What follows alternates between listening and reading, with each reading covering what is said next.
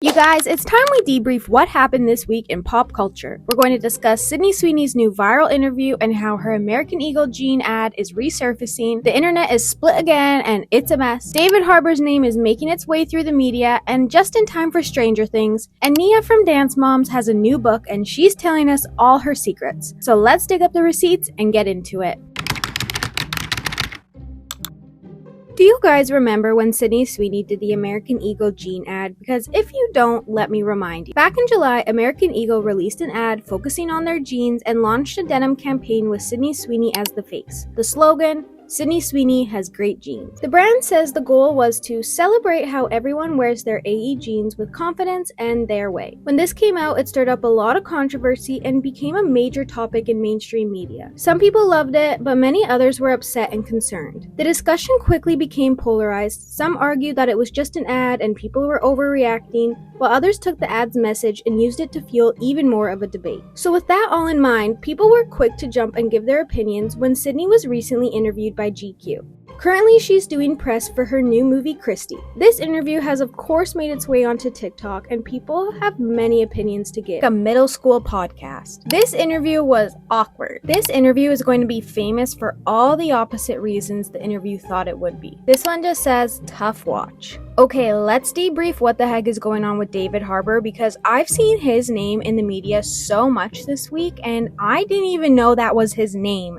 I just knew him from Stranger Things. So, David Harbour and Lily Allen's names have made headlines all week. If you don't know who these two are, Lily Allen, she's a British singer-songwriter, and David Harbour, he is best known for his role in Stranger Things. Look different. It was reported in February 2025 that the marriage had ended. A source told magazine NME, quote, "Her marriage has been crumbling and they have split."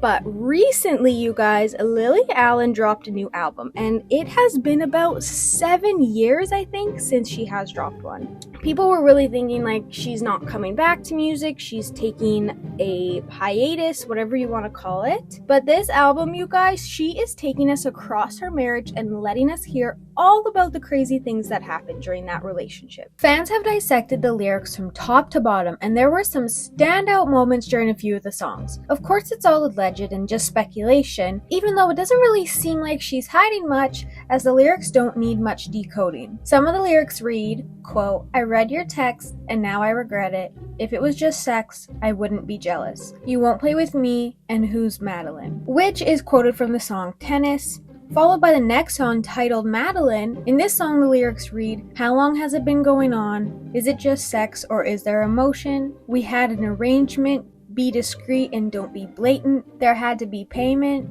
It had to be with strangers, but you're not a stranger, Madeline." People are speculating there was a time they had an open marriage and maybe parts of their agreement were broken. Maybe they were not supposed to be with people they knew, and maybe David Harbour was cheating with someone, aka whoever Madeline is. But you guys, it doesn't stop there. Take a listen to this. We are talking specifically about her divorce because she has released a new album. It sort of came from nowhere on the weekend. It's called West End Girl.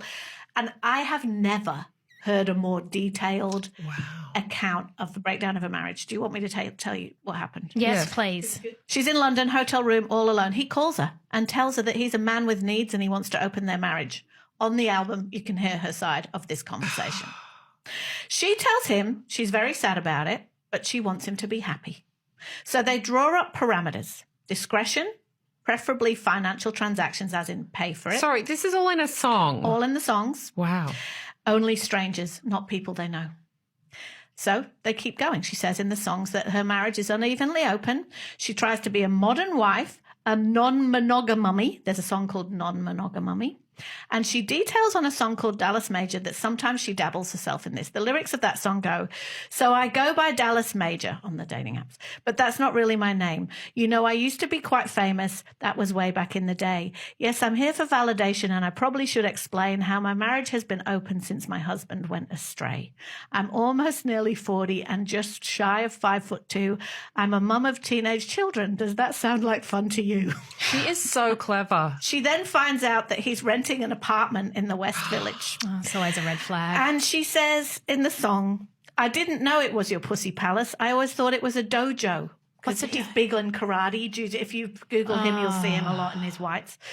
I found a shoebox full of handwritten letters from broken-hearted women wishing you could have been better, a Dwayne Reed bag with the handles tied, sex toys, butt plugs, lube inside, hundreds of Trojans, you're so broken. Am I giving you a good picture about how there's not a lot of mystery in this album? Now, I could go on and on about the lyrics that were in the new album, but what I really want to talk about is the dynamic between the two. People went back to their Architectural Digest video and noticed that the vibe, I have no idea why. I remember watching this when it first came out and thinking their vibe was kinda odd, and now we all know why. The way he wants to be the star. There are so many moments where she speaks up and it just seems like he hates that she's contributing to the conversation. And don't even get me started on the note that was written with the flowers he gave her. To my ambitious wife, these are bad luck flowers, because if you get reviewed well in this play, you will get all kinds of awards and I will be miserable. Your loving husband. But we can get into that in the next video. Please let me know what you think about this one, but let's move on to the next topic. Our final topic today is Nia from Dance Moms. She wrote a book titled Bottom of the Pyramid, which I just have to say I think is a very clever title. I was a huge Dance Moms fan in the past, and being on the bottom of the pyramid, well, if you know, you know.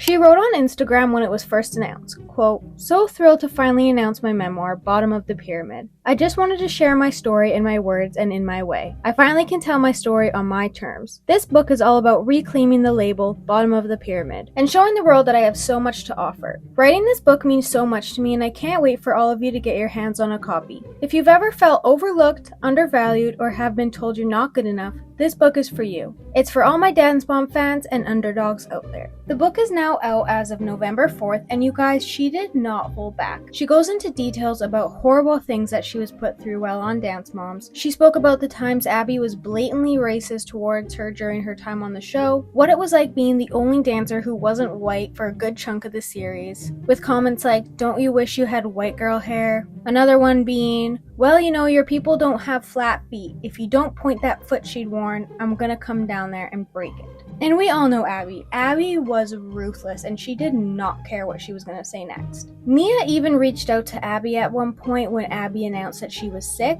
and Abby refused to let her come see her in the hospital. The stories just continue from there, and I highly recommend going and picking up the book today and reading it. Thank you so much for watching, you guys. I really appreciate it. What a week of pop culture, and I'll talk to you in the next one. Bye!